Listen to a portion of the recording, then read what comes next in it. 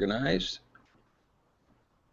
We are live, so welcome to today's Break the Cage. Half hour of inspiration and tools to get the things accomplished you really want to accomplish.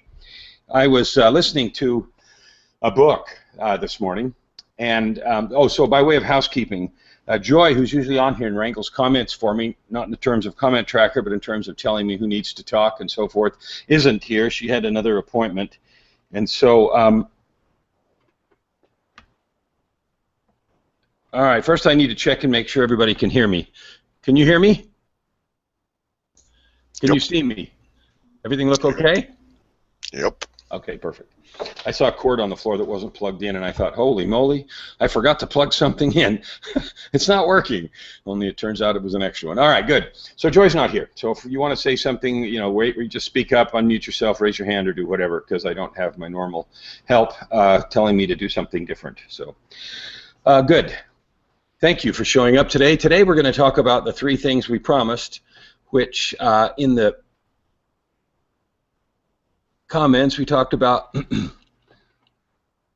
real key to taking successful action, the secret to forward traction, and laughing at old fears.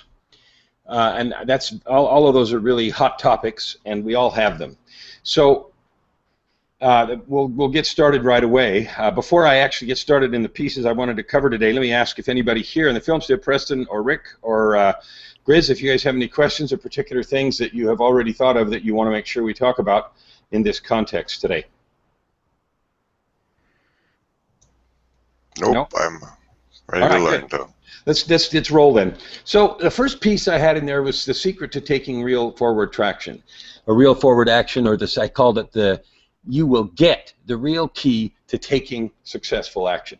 Now, when I tell you this, and I'm sweating because I have worked out before this, so sorry about that. When I tell you what this is, you're going to say, okay, so what? But I want you to let it sit in your consciousness. So before I actually say what it is, there really is only one secret to real forward action. All of us, including me, so if you find yourself stuck, not able to take action, either indecisive about what to do, or after you decide what to do, not able to consistently do it, follow through, take action, you're in a very large club. Okay, every single person, despite how successful they have been or might be in the future, struggles with that sometimes. I just saw a quote from Zuckerberg on my wall that said, the biggest risk is not taking any risks.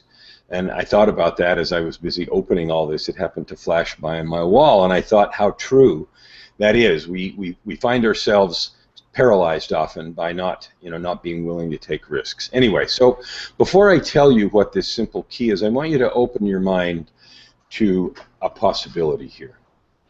Everything that you do or that I do comes from one thing.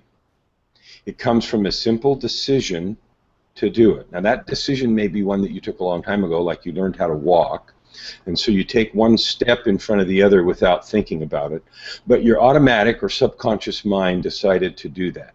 More on a larger scale, you decided to go somewhere, whether it's across the room, down the street, to work, to the store, but you made a decision. And that decision was based on an expectation. So these are obvious things, but it's really important setup for what we're going to talk about. You make a decision based on an expectation of an outcome. Okay? So I decide to go to the store. I believe the store is open. I believe that they have what I want. And I believe that I can get there and return safely so I can have it. Okay, I engage in a conversation with someone because I believe that there will be an outcome. Maybe the outcome's positive, maybe it's negative. Maybe I'm going to have to tell someone some bad news.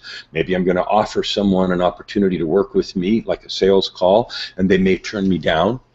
But I know that it's a possible good outcome, but there will be an outcome, and the outcome is okay either way.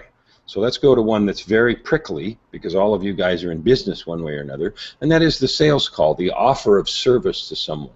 The two possible outcomes are they accept it or they reject it. There really are only two. I have to think about it. I have to check with my spouse. I have to, do some other research. That's really no. Okay? So let's just set that aside. There's only two outcomes, yes or no. Now I'm going to just put a comma there before we get back to the key and say it's really important, if I were teaching you about sales, to get to either yes or no. Because if you allow the call to end with maybe, you have done both of you a disservice. Okay? Get to a yes or no in a sales call. Even if the answer is no, not now, I will call you later if I change my mind. Okay? Because it brings closure and it brings the client or potential client to a place of commitment. Weasel words like maybe are not productive for anyone. If they have to think, or they have to check, or they have to get permission, the answer is I cannot make that commitment now, no, but I'm going to consider it further and I may change my mind. Okay, would you like me to follow up with you in a day or a week to see if that has happened, yes or no? So that's just a sales thing that is far more effective for sales. So let's go back to the key to taking action and getting things done. You make a decision based on an expectation. After you have made a decision based on an expectation, I'm going to give you one word that synthesizes all that, and that is commitment. You make a commitment to get something done. A plain, simple commitment. Now, commitment is not enough. Commitment is the first step. So I commit to getting a certain marketing funnel up. I commit to studying and learning a certain technique. I commit to going to exercise every day to change my health. That's great, and that will get us started, but the real key is in recommitment, because no matter what you commit to do, or I commit to do, there's going to be times, maybe right away when you make the commitment, the chatter in your mind starts attacking you. Oh, you can't do that. You don't have the resources. You don't know how. You'll fail. All of that chatter is all normal too.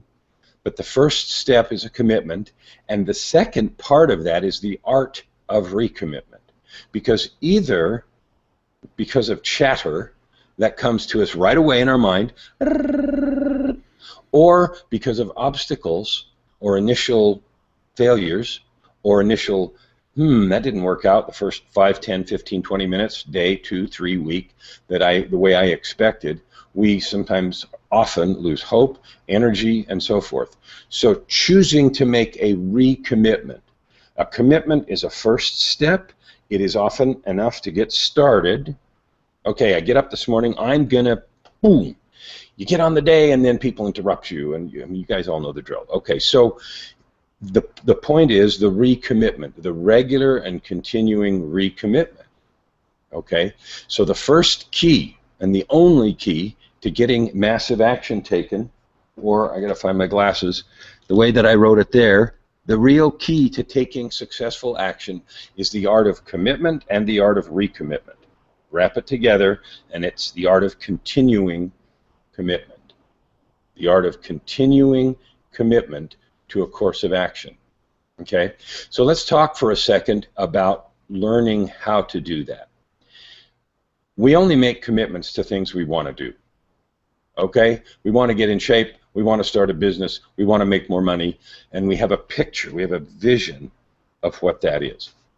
We talked in another Hangout, I think on another series, about creating the future in the results equation, I think on Results on a Rampage a few weeks ago. And we talked about the need to have specific and detailed and powerful visions that fire or inspire that commitment. So, for example, let's pick an easy one to understand. I want to get in shape. I'm out of shape, and I've been there. So 20 years ago, I was almost 100 pounds overweight. So I didn't just say I want to lose weight. I had to picture myself at the weight I wanted. At the same time, I was recommitting to my study of martial arts, which I've done on and off for 40 years. So I recommitted to that, and but the vision was important. I saw myself in my gi with my black belt, in a place where I was doing moves and breaking things and winning sparring matches and doing that sort of thing.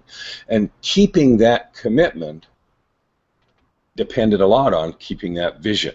So I would attend class regularly, and I would watch carefully the master and the submasters that were, much higher belts than I were, and would pay careful attention because that inspired my commitment. It helped me recommit when I was sweating and didn't feel like going, and when I was out of energy, and when I was sore, and when things felt busted, and when I pulled muscles, and all of those things which happened and happened and happened.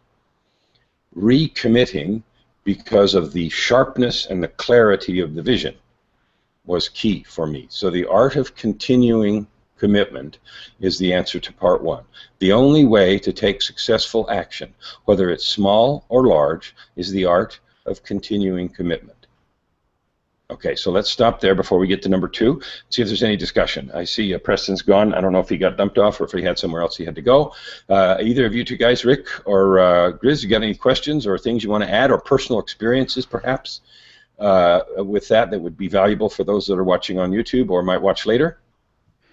Kellen, you talked about, hopefully my sound is working. It's working great. Okay, excellent. You talked about procrastination. I think that was, I know it's been in the last week, and I think it started last Saturday. And I find myself trying to follow or understand my own procrastination when I really do want to make a commitment, and still feeling a fear of committing. Because for me, a lot of times I fear that I'm committing to the wrong thing that's going to take me away from where I want to go instead of toward where I want to go. So that's a fair one. Procrastination, I call that the slow death of dreams. I know that you put ouch on that comment someplace. Procrastination, it is in fact the slow death of dreams. And procrastinating a commitment is a favorite tool, a favorite way that our mind gives into fear. So fearing that you'll fail, Rick, I feel that. As successful as I have been in as many venues as I have been, I grapple with a visceral fear in my stomach of failure that says, maybe I can't do this. Maybe I'll do the best that I can, and it won't be good enough. I'll still look like an idiot, douchebag, fool. People will laugh at me. I feel that. It comes from a deep fear that came clear back from childhood. I was raised in a very strict home with the expectation of perfection, straight A's, perfection on the piano, perfection in everything, total perfection, very little praise, if any, about a job well done. Straight A's was whatever, and I was a weird kid because I skipped a grade and I had extreme scores on intelligence tests, but I was bored easily and I didn't do well in a traditional setting. So despite enormous gifts in that regard, I got crappy grades till I got to high school and decided, oh, okay, I guess it's time to get good grades, and I got straight A's. But so I understand that fear and that massive fear of failure, or the fear of committing in the wrong direction. And there's two antidotes. One is long-term, we bury ourselves in research. I'm going to check, I'm going to recheck, I'm going to check, I'm going to recheck, and I'm going to check, and I'm going to recheck. And given the bit that I know about your background, that might be something that you do, to sort of check forever that you're doing the right thing because you're afraid it'll go in the wrong direction. But the only answer to that is to check once with someone you trust and then move. The real answer, particularly in our fast-paced world, is not ready, aim, fire. It's ready, fire, steer. I've heard you say that. Fire, steer. And that is the answer. So procrastinating a commitment is an expression of fear. You've identified it as such. And the only thing you can do is commit, pull the trigger, and then steer the shot. Okay, now if you say I'm going to go north or I'm going to go south, okay, the steering may be a U-turn, if you've really committed that directly. But most of the time, like if you're committing to a product or a service or starting a business, I can't tell you how many times I, Kellen, have tweaked the offerings in my business as I go forward, identifying more closely and clearly my avatar. As I've honed in on what Gay Hendricks calls your zone of genius, as I've honed in on mine, the thing that I do better than anyone and do effortlessly, really, really well, that adds to people's benefit and helps other people around me expand in abundance, success, and love. And so I have been steering constantly. The fact that we started these new Hangouts is a steer. It says, let's start a new Hangout on Break the Cage. Let's start a new Hangout here, and we'll see how it resonates. We'll see if I can keep people engaged and alive and in love with this and making progress and telling success stories and doing something. So this is a steer. It's the very same thing.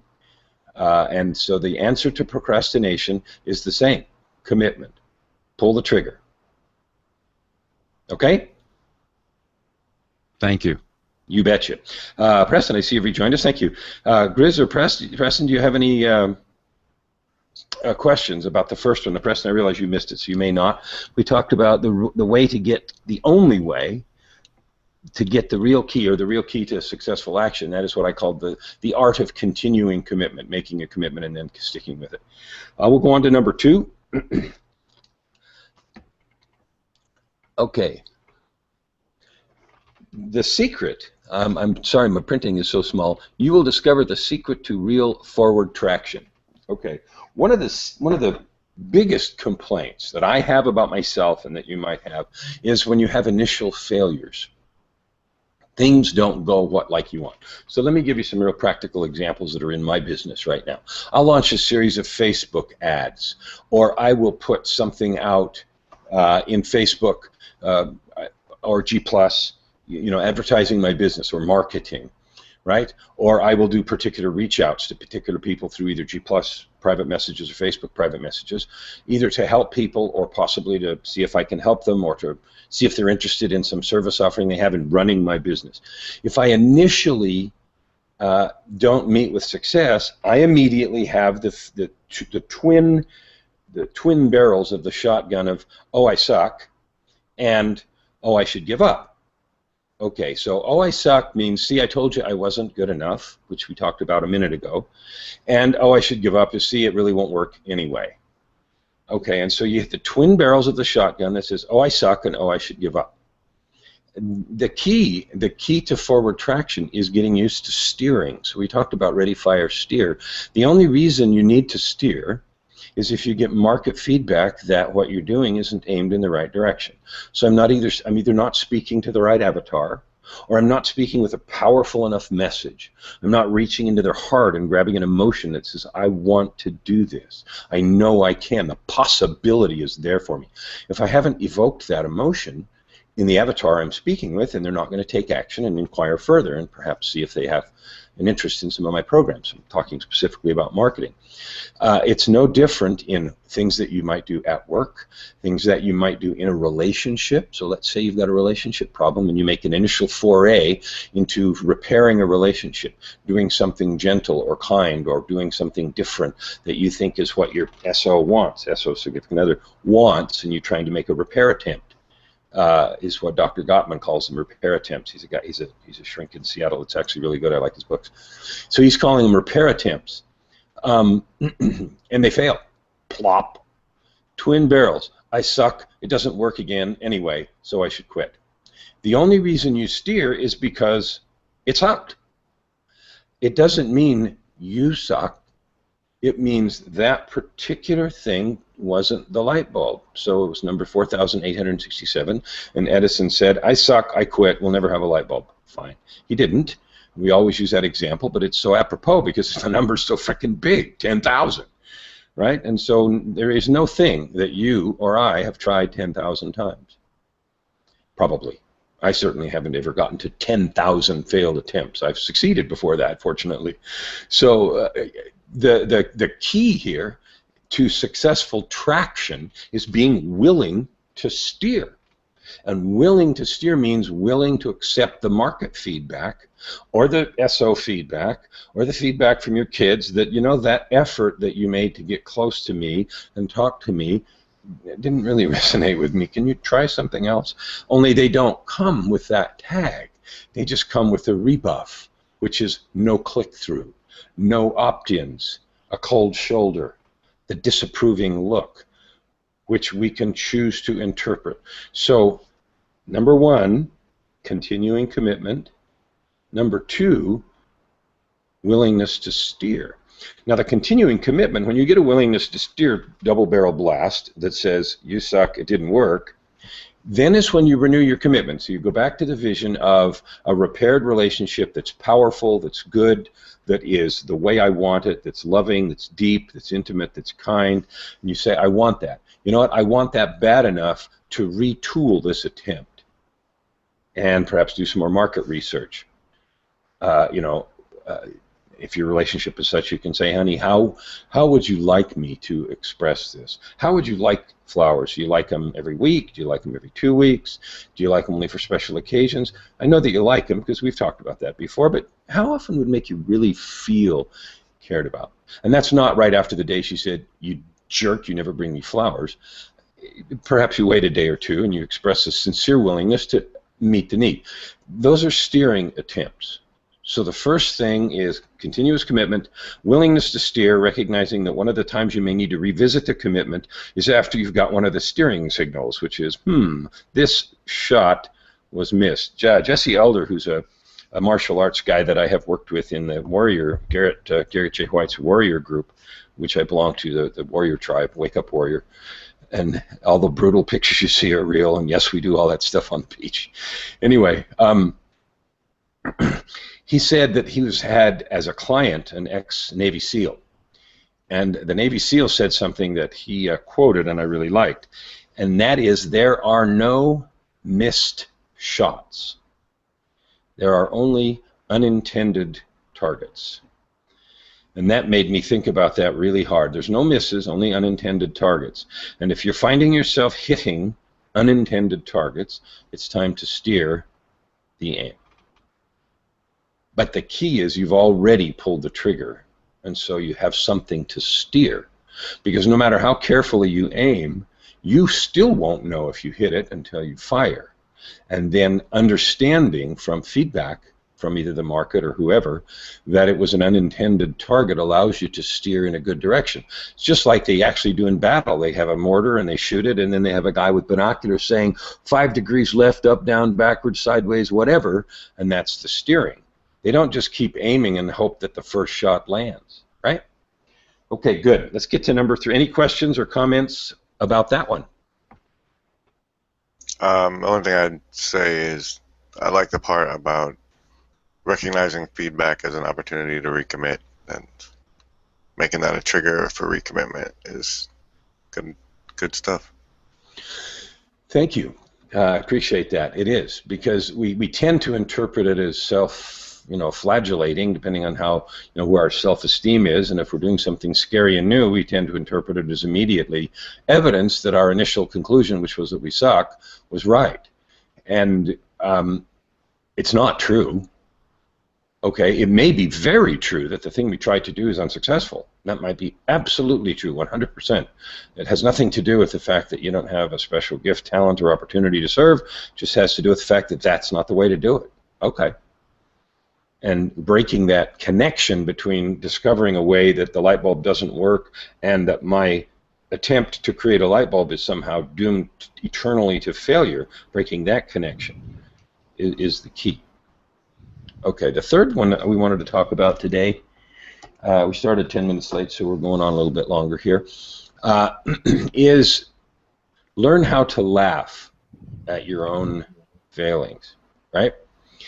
Learn how to laugh at your own failings, and this is often really difficult because particularly when you're trying to do something that lays your all on the line, and this is true in marketing. One of the things that you talked about procrastination earlier, Rick, and all of us have this trouble with, I'm going to not do this until the last second, and the reason I'm going to do that is because then when it fails, I can blame the fact that I really didn't put my best effort into it, or I can blame the fact that I did it at the last minute, and so it would have, I would have done it if I'd done it, my best, but I didn't do it, I didn't have time or whatever, so then I can just blame that, and I don't have to take the full brunt of it didn't work, right?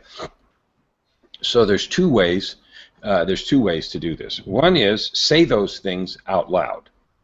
When I say them out loud, okay, I'm going to procrastinate this because I intend to do it worse than my best, and when it sucks, not really, but obviously since I'm not preparing, I really don't intend to do my best, and that way I have an out when I don't succeed, and then I can avoid saying that I suck. When I say all that stuff out loud, I just start laughing because it is so silly It is so silly sounding. When I say those excuses out loud, I just, it's sort of laughter, but it's like, oh my heck, I can't believe I said that. I can't believe I'm thinking that. I'm robbing people of the opportunity to gain the benefit of what I could do for them. And the funny thing is all of us here in this film strip, and probably everyone that's watching on YouTube, is old enough that you've had enough experience to know that you do have a valuable gift or talent that you help people with, because people have told you, they have expressed gratitude and success from interactions with you. They have said thank you. They have expressed in perhaps many different people in many different ways that something that you have said, done, or given to them has helped them overcome, achieve, or feel a positive way. And so we all have those examples. And what you're really doing, what I'm really doing when I allow these fears and these silly things to get in the way of making continuing commitment, being willing to steer, and being willing to sort of just move ahead anyway, I'm denying the opportunity for those people to experience the benefits. I'm denying the opportunity to share my gifts and talents. I'm denying the opportunity for me to expand in abundant success and love daily, and inspiring those around me to do the same. I'm denying that opportunity. That's a quote you should probably write down from a guy named Gay Hendricks in the book The Big Leap, which I really like. He calls it his ultimate success mantra or something. He recommends meditating on it. So I'm going to say it again. I expand in abundance, success, and love daily, and inspire those around me to do the same. I like that. I say it often. I had that feeling and used that kind of language before I read the book, but that's his particular languaging of that thing. We are all heavily capable people with good talents, and being willing to express them to the benefit of others is the key reason, and the key way to thrive, and the key reason for our being. We didn't come here to sit and shrink. We didn't come here and exist in this world to do nothing, be nothing, and just take up space and oxygen. The other way that I'm going to open it up to comments on that in just a second. The other way that I learn to laugh at my own foibles and silliness, is just to choose to take life not so seriously. Nothing is really going to explode if I fail. If I fail and fail spectacularly, I'll be the first to laugh. Even on these kinds of hangouts, when I say something silly or I get stuck, I'll say, oh yeah, there we go again, oops. And we'll just diffuse it that way. And that way it allows the atmosphere to become uncharged. So let's open it up to examples or comments or questions. Kellen, I appreciate what you're saying, and it occurs to me that one of the things that I want to be careful of is to be respectful of other people's time. If they're willing to take the time to talk with me or listen to me, learn from me, or whatever, I do want to make good use of their time, and being well prepared, I suppose I might overdo that sometimes to make sure that I'm really well prepared, so that I come across as being worth their time. But I sure like the idea of soliciting feedback and steering continuously. Well, Rick, I know you a little bit, and we've had the opportunity to have a couple conversations and so forth, and just even in what you said right there, your zone of genius is something that you do not have to overly prepare for. So, getting yourself stuck in an over-preparation mode is a very typical engineering type reaction or accounting type reaction, when every debit and credit has to be in the right place, everything has to be calculated out to third or fourth decimal place, and all of the possible, and forget it. You're smart enough and capable enough in your area of expertise to just steer on the fly. So I would encourage you to prepare a little less. I would encourage you to just stick out a little more and be willing to just take a little dance on the fly and worry less about that moment. If you find someone looking bored, you can say, hey, are we done? I do that all the time. Am I running out here of being useful? It's flat out, hey, are we done? And I do it in a way that they say, oh, yeah, probably. Hey, cool. I'm good. We're done. That's beautiful, Kellen. Thank you. Don't do that. Don't over-prepare. Don't fuss. If it looks like you're done, just say, hey, it looks like we're done. And I've done that in the middle of something, and someone didn't mean to. They go, no, I'm sorry. I was just looking down to scratch my nose. Forget it. Keep going. Because if it's clear that I'm done, I'm willing to be done, and they're not, they'll say so. And if they are, they'll appreciate the opportunity to gracefully say, yeah, that's cool, we're done. Okay? So I would sweat that very little. Preston, you haven't, I know you were out for a little bit, but have you got any comments for us? You have good insights?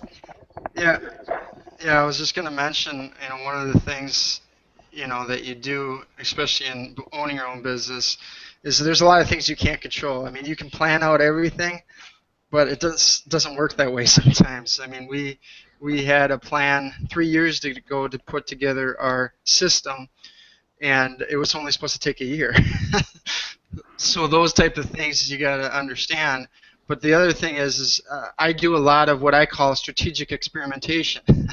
Is basically I look at different things, kind of like what you're doing with Google Hangouts. I mean, I'm going to have hopefully a show here soon with a friend of mine.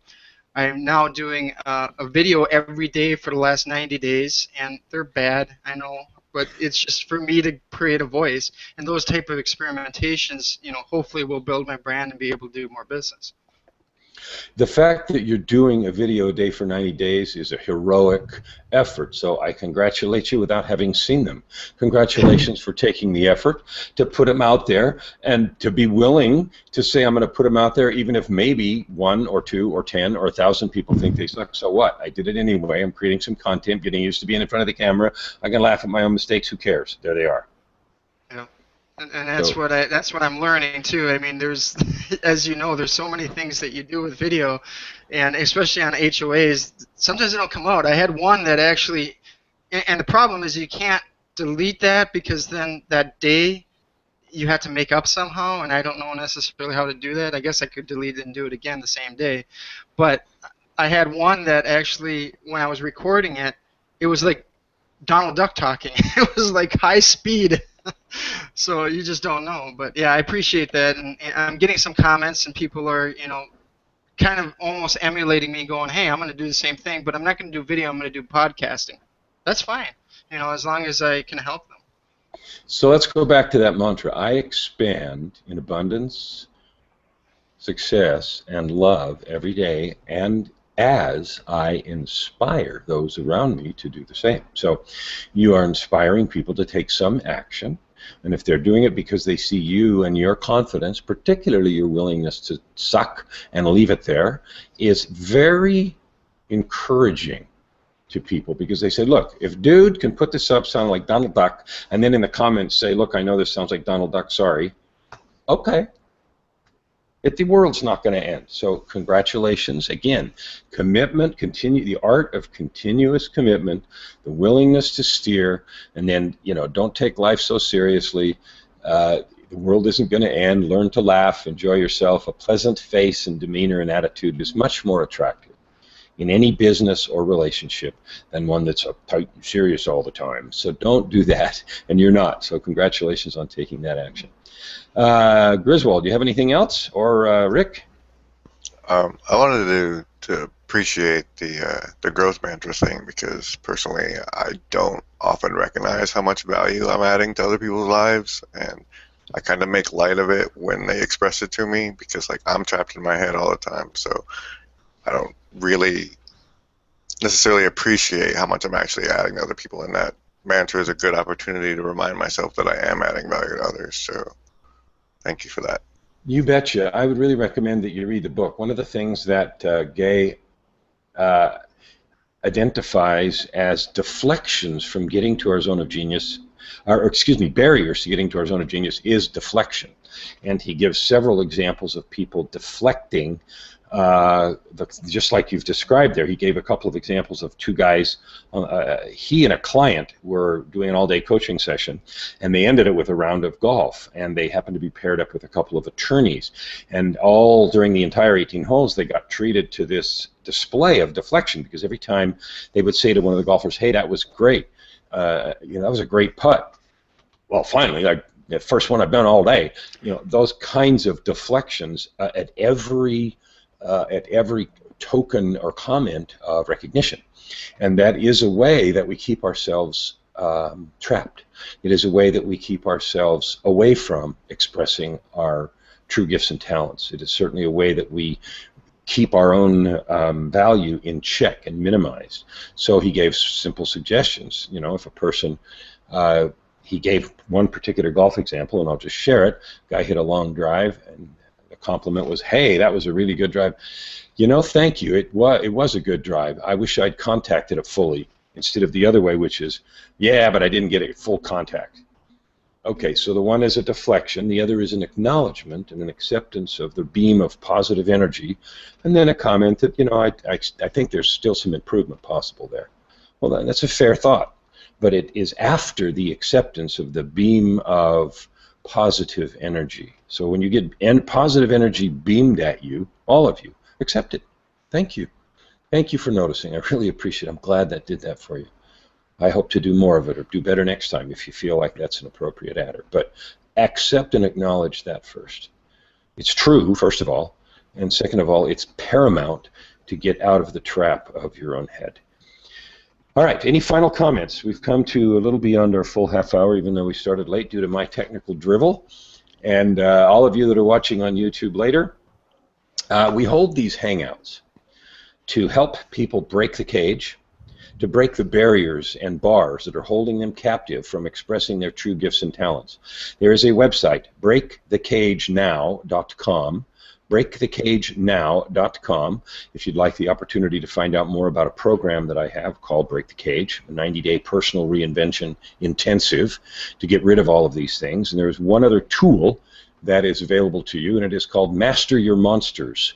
It's an audio course that I developed at masteryourmonsters.com, and it deals with common monsters, the procrastination monster, the fear monster, the it's not my fault monster, the I'll be happy when monster, the I have no time monster. You know, you get the picture. So the monsters that we deal with in our lives consistently. Masteryourmonsters.com or breakthecagenow.com if you're interested in finding out more about these tools. Any final comments, guys? I was just going to say about the laughter. You know, obviously we just had seen the suicide from Robin Williams, but his good movie is Patch Adams, and I think by watching that you will laugh and maybe, you know, have that as a regular weekly thing to do if you don't laugh that much. You know, in a tip to my